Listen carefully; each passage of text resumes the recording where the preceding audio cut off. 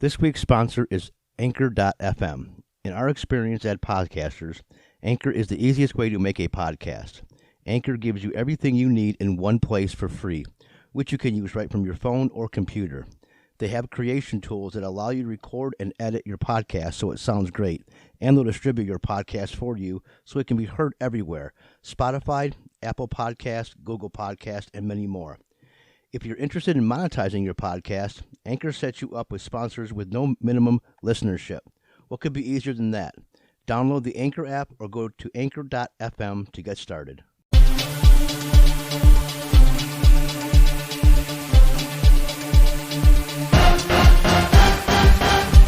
The Chains of Reason podcast, where we link the chains of reason that affects our daily lives in society and culture, including, but not limited to, sports and politics.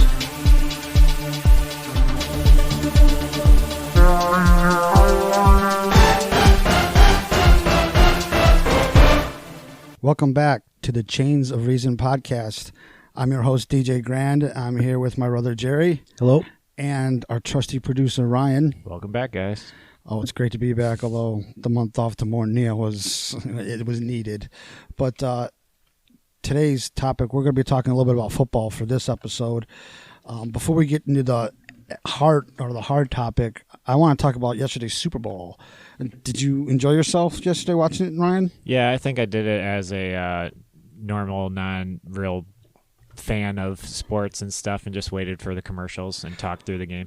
Good, that's right in my wheelhouse. But first thing I was going to ask is, what was your favorite commercial?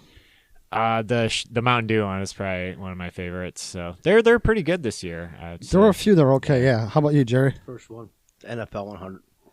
Mine was the Bill Murray Groundhog Day Jeep one. Yeah, that's a good That one was too. awesome. I laughed at the end of that one. And that would, if you got me giggling, especially the Ned Ryerson, he's still running from that dude. Yeah. That's pretty funny. It was cool getting a lot of the actors and just for it to fall on that day too. It's like Yes, exactly. That's interesting. probably why they did it, because it did fall on that day. Yeah. So it was a pretty ingenious commercial. It's too bad Harold Ramis, the original director, wasn't around to do it, but it was still pretty good. Yeah, it really that was a good one too. It's still expensive, too.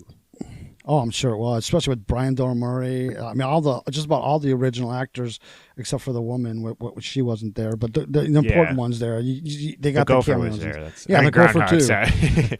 But the Groundhog. the one commercial with Chris Evans was really funny too, when they're all doing The automatically Boston. backing up car.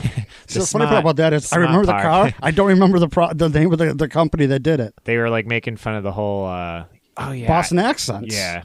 I guess I forgot what car it was. See, too, so but- that that's a marketing good did car not do good commercial. enough because it didn't get the name to get you to remember the It name. was Honda, Was it? sounds Okay, I don't right. remember. I think. Okay, now the last one for the commercials. What was your worst one, or least favorite one? The one that just bombed.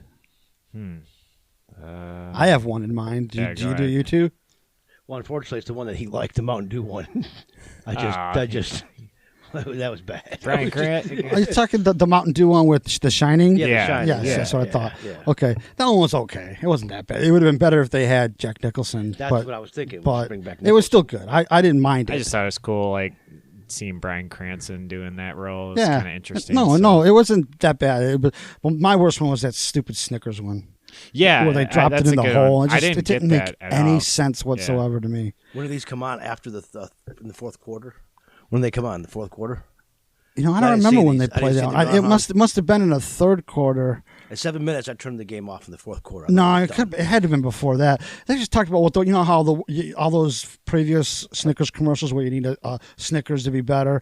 Well, they just figured that the world needed a Snickers, so they opened up a hole in the world and dropped this huge Snickers into the hole. That's what I thought. That makes sense. I mean, it makes sense, but it's stupid. yeah, I mean, it wasn't just, funny, and No. it's like I didn't feel like it's a good I get the like it's supposed to be like a good message, which it is, but it's like I didn't even feel that, I agree. It was a bomb. Yeah. That was the one that, to me anyways, that stood out as being a bomb. So let's talk about the Super Bowl itself.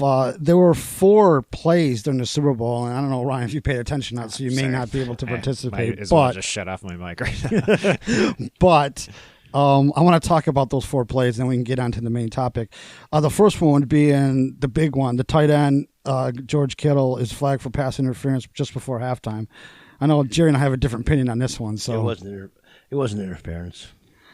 See, I think it was because he literally pushed off on the defender and got separation, and that pushing is what gave him separation. Every game, every single time, and we're going to get back to if you're going to call it in the regular season and be consistent about it, fine. But they never called that in the regular season. Now on the Super Bowl, biggest stage, now it's a penalty. Wait a minute, hold on. To begin with, it wasn't interference. He didn't. It wasn't. It flat out was not interference. I think it was. He used to push to separate. That was terrible. However, running from your premise, if they didn't call it in the regular season, that doesn't make it not a infraction in the postseason. If it was an infraction, it still is an infraction. Look, you could agree with that philosophical, but that's not philosophical. When you're playing in the regular season and it's let go, and you got away with it, all right, this hand battling, that's what it is, and then you're doing the same thing in the Super Bowl. Now it's a penalty. I'm going to disagree. That's one thing I can't stand on the refs. The refs dictate the outcome of the game. Look, the egregious penalty was last year, and that was called. This was tippy-tap stuff. It was horrible. If I didn't see him push off and get separation, then maybe I would agree with you. That just did. He did. All right, we're going to have to agree. The defender was a good little flopper, too. He played that up. That may be the case. That doesn't make it any less that he made an flopping infraction. in any game, just like in hockey, it's terrible. Oh, that's terrible in character, absolutely. But that doesn't make it not a penalty. Okay, move on to number 2. Chiefs defensive end, Tona, and I don't know how to pronounce his last name, Casagnan jumped offsides in the fourth quarter. I agree with this one. He did jump offsides, but if the 49ers could complain about that, that can't stop them from winning the Super Bowl. 1 5-yard penalty.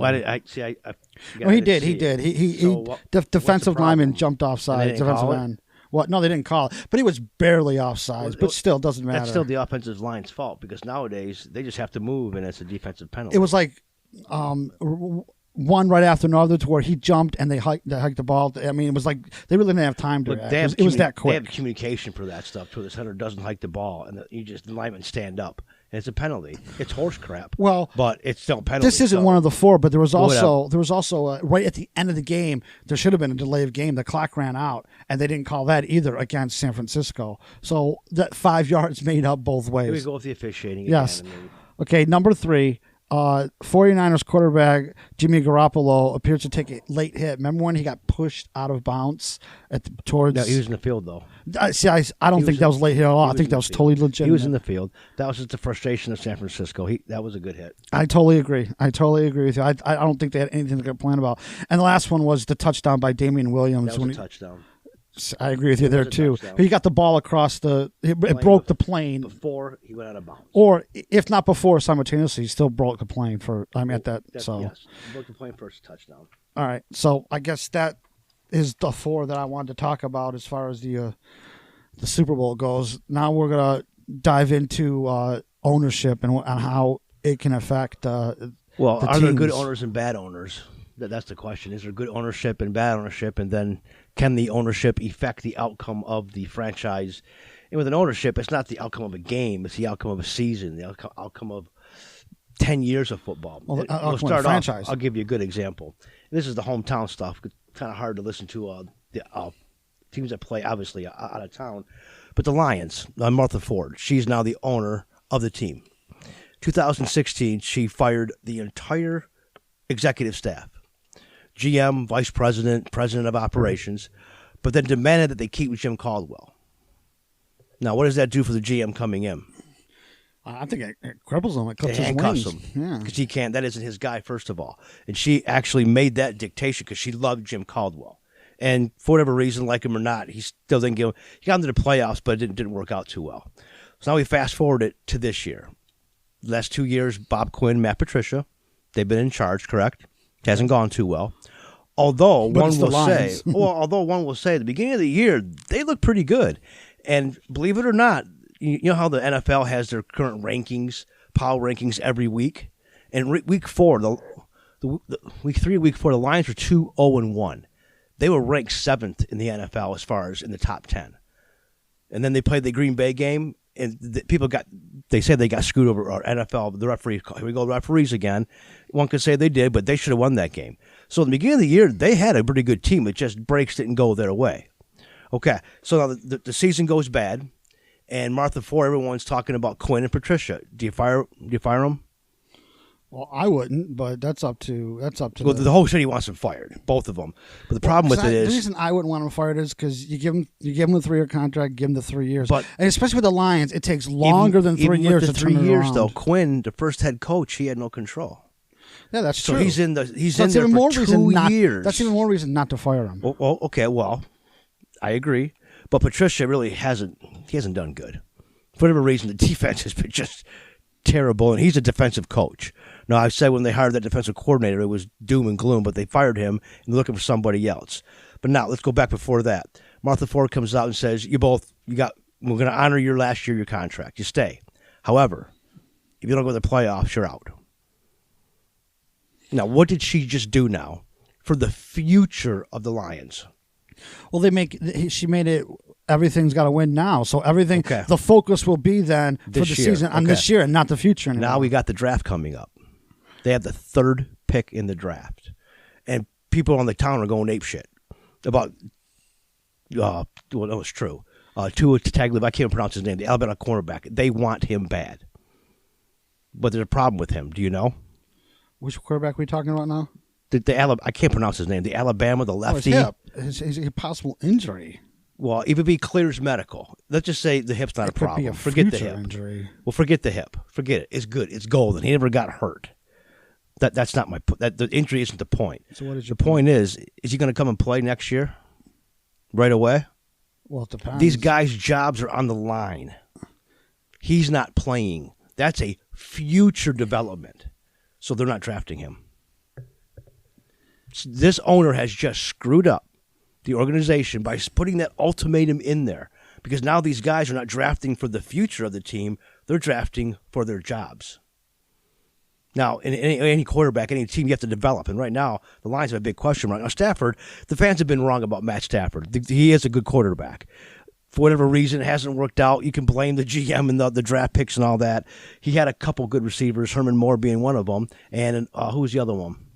Calvin Johnson. Yeah, Calvin Johnson. He was pretty good, too. Outside of that, it just hasn't gone well. Defense hasn't been good enough. But now he's got that back injury. So you need to develop a quarterback. So if you got a GM that's in there who's not worried about making the playoffs, then he drafts the proper quarterback to develop them for the future. Just like Mahomes. Do you think he played right away? He wasn't Dan Marino. People think he was, but he wasn't. He sat behind Alex Smith for 2 seasons. Andy Reid was smart, drafted him like in the 5th round, developed him, and then basically at the end traded Alex Smith to the Redskins because he knew this kid was special. But it took 2 years to develop him. The Lions now cannot do that because the owner has basically told these guys, you got to win or your job. If they want their jobs, they're going to win this year. So they need to draft players that are going to impact this season. Even Dan Marino didn't start right away. He did start that first season, but he didn't start in the middle right of the away. year. But still, he didn't start that was right only away. because of an injury, and but he wouldn't have. You can even ask Dan Marino. It takes more than just a quarterback to win a championship because he was a great quarterback and never won one. Getting back, you can bring up Dan Marino, but another ownership problem. The Rooneys own the Steelers, and when Marino was up to drafted, the old man said, "Draft Dan Marino." Well, he was a hometown boy. He looked at his son and said, "You draft Dan Marino." Well, he passed away before the draft happened. Now, when it came to that pick, here we go. This is ownership now. We got Terry Bradshaw. Don't really need a quarterback right now. So they drafted a center who, in the middle of the season, was in a car accident, and he was done for the rest of his career. And then Bradshaw got hurt in the middle of the year. So as it turned out, they could have used Dan Marino. And Rooney, the kid, even says back, when I get up and meet my dad, that's the first thing he'll say to me. Why didn't you draft Marino? I told you to draft Marino. So here we go, ownership. They shouldn't even be getting involved with the picks. They hire these people to do just that. If they succeed, you keep them. Give them a new contract. If they fail, you fire them. And we give a good example of a good owner would be the Steinbrenners. Well, George Steinbrenner. Football. Baseball. Look, owner's an owner. I mean, let's go back to the Tigers. Monahan was a good owner. He brought a championship before that. I don't know who owned the team, but they were terrible. The Tigers always blew, and it wasn't about winning. It was about the stands. The same thing with William Clay Ford. These guys, this family is a business-oriented family. That Lions was purchased for just that, an investment. They make money. Well, with shouldn't that building be the context cars. of what you're making this judgment on? Because if you're a businessman and you're doing it just for business, I'm looking at. Let's go back to the Dolphins and Wayne Huizenga. He bought the. Go back to Joe Robbio and the Dolphins. That was the good owner. Wait a minute. He bought the Dolphins and then made a huge profit off of them. It doesn't necessarily won because he didn't win anything, but he made money. And so that would back in those days they competed. And let me finish. In any business venture, that would be successful. Because he more than doubled his investment with the Lions. Doesn't it matter on context? As a business venture, the Fords have been 100% successful with the Lions. Okay, 100%. So it depends on context though, on how you're looking at this. Exactly, but how that's good. The context of the fans, how are they looking at it? They are. Wait a minute. They're demanding. There's a difference. It's ridiculous. Wait a minute. The fans, they complain, but yet they put the butts in the seats. So they can't be that bad off if they keep buying the tickets. Under this ridiculous back. notion that because they think they pay the salaries, which they don't. Some of them actually demand that the owners sell the team because they don't know how to run it. And when actually, truth is, under the context of making money, look, this is the whole point of William Clay Ford. He made money every year, and he was loyal to, I forget, Russ Francis, I think was a GM. Go back to, who were the coaches back up? Before Wayne Fonz. Clark, there was I forget his first name. Monty Clark. Monty Clark. He was very loyal. He kept up. They were losing every year, and he kept renewing them. The old man didn't care. He was making a killing in the profit. Now, it was described to me this way when a gentleman who had nice seats took me to a game, and it was Thanksgiving, and he behaved like he goes, look across from us. Right across was the owner's box. And William Clay Ford was there. And he looked and said, what's the problem with this scene? I go, what? He's happy. He's smiling. They're 3-10. Why is he smiling? Because he's making money. No, the stadium's full. That's when this guy just went out. That's just it. He doesn't care about winning. He can go 0-16, which they did, and you have the idiots, fans, who will still buy the ticket. You're correct. The next year, and just constant feeding I guess, feeding, fighting the fire while actually feeding with gas is what they're doing. But for some reason, they think that they have a say in it when they don't. But the owner is making money, so why should he do anything different? Well, he's making money. It depends on how he's looking at it. The Fords for the Lions, they never looked at it as a winning venture. They looked at it as a business. There's venture. that difference because the fans, the Lions fan base is they're hungry.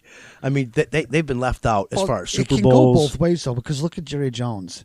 He's a guy who cares about winning, but gets involved in the day-to-day business, becomes a GM, and I think he's poisoned that team. He's on winning can just with the owner wanting to win can also be detrimental. He's on my list of being a bad owner because, again, you got to go back to when the Giants beat the Patriots when they were 16-0, when the Patriots were 16-0. The Patriots were, yes. The Giants beat them to kill that undefeated season, which was nice. But that year, they're saying that Dallas had more talent than anybody, even the Patriots. So Jerry Jones is the GM. He put together a great team. The problem is he doesn't stop there. He wants to call the plays. He wants to say who plays and give all. Where that screws up everything. But he cares about winning. I mean, the premise of your argument is the owners should care about winning. To the point to where this is where you got to draw the line and say, listen, and it's hard to do this because you own the team. You own the team, you can do what you want. Who have I got right to say what to do? But the right thing to do is you hire people that know what they're doing. Well, that's what a leader does. And they meet your expectation, you give them a new contract. Jerry Jones is all about himself. I mean, that goes back to Jimmy Johnson. Jimmy Johnson built that dynasty. He did, and Jones took all the credit. And he literally got rid of Johnson for that reason and never been the same since. Now, yes, Barry Switzer won because of the team that Johnson actually put together. Now, if Jones would have kept and just stayed back, Cowboys would have won a whole bunch of Super Bowls. There's where he becomes a bad owner. You go with Joe Robbie, the Steinbrenners, those guys, listen, they hire people, the GM, and this is the bad, I don't want to say the bad part, but most of these GMs, they're hiring or signing these players to fill the stands. You'd think they'd hire to win, but they need to fill the stands. But it's hard for me to write, especially with your argument is that the owners should care about winning, because that's what Jerry Jones did. He does. He may be bad as a GM, but he cares about winning. Yeah, but he cares so much that he screws himself. Okay, if you want to do that, he's the owner, he can. But at what point does he say, step back and say, I got to stop?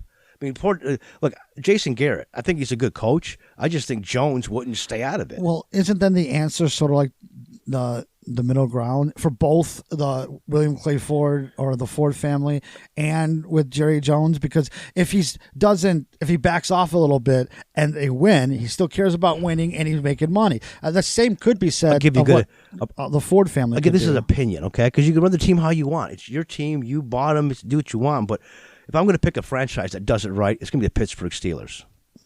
Well, you just got done telling me that they did it that wrong. Was, We're not picking no, that was the Marino. owner. You know, the owners telling each other, "Hey, draft this person." And they didn't do it. That was the owner and his son.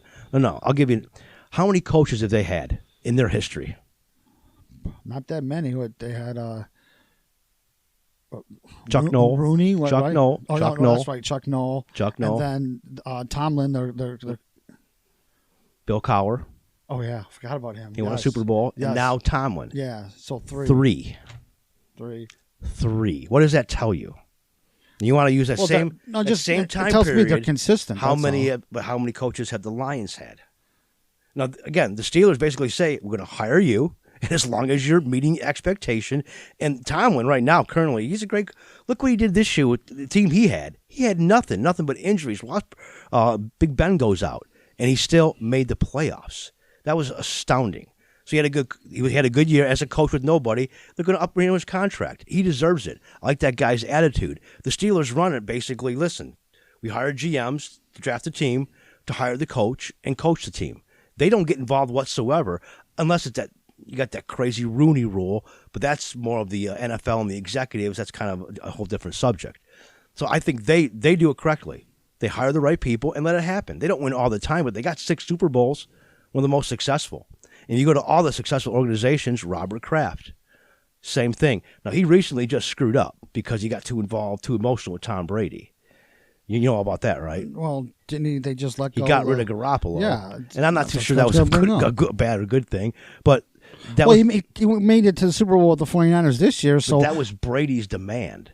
Well, my point is, now that Brady could potentially be leaving, okay, I'm not saying he is, not saying he isn't, but let's just run from that he is going to leave. They would not already have someone ready to step up. I think he's in Oakland next year. Okay, fine. But the point is, if he does go, they would have someone to step up. Right now, who knows?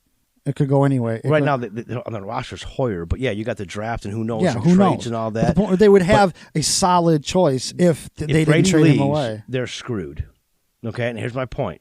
Kraft got involved when he shouldn't have. He got emotional. Brady went to him and said, I don't want Garoppolo around. I don't want anybody to threatening me. Brady's insecurities. Okay, but fine. But Kraft, listen, this went over Belichick's head. Belichick's the head coach. I'm not even sure he's got something with player personnel, too. And he's been very successful. So for that and that was a fracturing of that kind of structure they had when that happened a couple of years ago. To where now, I mean, think about it. I mean, Brady's, I don't think his skills are totally washed up, but he isn't the quarterback that he used to be. So you brought up Steinbrenner in baseball. I think he's that's these a good guys. organization. These guys, they want to win. What about basketball? Basketball. A bad owner, the Sacramento Kings. This guy was again. Who was it? I can't. Wasn't the one that just got banned from the? No. That was Donald Sterling. Okay, that's a good example. But this. Again, he's like the Ford. He was a businessman. He didn't care. They made money, but he was dumb enough to get correct. Donald Sterling. He got recorded saying some pretty, just stupid stuff. I agree. So then the NBA kicks him out, forces him to sell the team to Steve Ballmer, the former CEO of Microsoft. Now this guy, he wants to win. He's in the stands, wearing the shirt. He's a cheerleader. He's a fan. Wasn't it like Mark Cuban? Okay, that's fine. It's their team. I don't care. It works for them, but. Cuban's the same thing. He doesn't make player personnel. He just hires the people and sits in the stands and roots for them and cheers. He does not say go out and draft this person. Now the Sacramento Kings, that guy got involved. Remember Vlade Divac? Yeah. Okay, he played for the Lakers. Well, He hired him as a GM. He could not pick or hire a free agent anyone until the owner basically approved it. The owner would then go out because he even basically screwed up the whole Chris Webber deal because they were a good team until that deal happened. And then it was all downhill. And I mean, yesterday I was hearing 2 players that said, I played on Sacramento before that owner took over, and it was great. The second he came in, it wasn't about winning. It was literally about money for him and the profits for his family. See, I think that's the same formula. And let's bring up Cuban again. I think he wants to win, but he also wants his investment to work. He wants to make money too. I think it's that one that can do both, that can straddle both worlds. But I don't want to say the funny thing. The unique thing with sports, you could be an owner and have a bad team and make millions. Is that good? As a businessman, the Lions, they've sucked for years and they've made billions.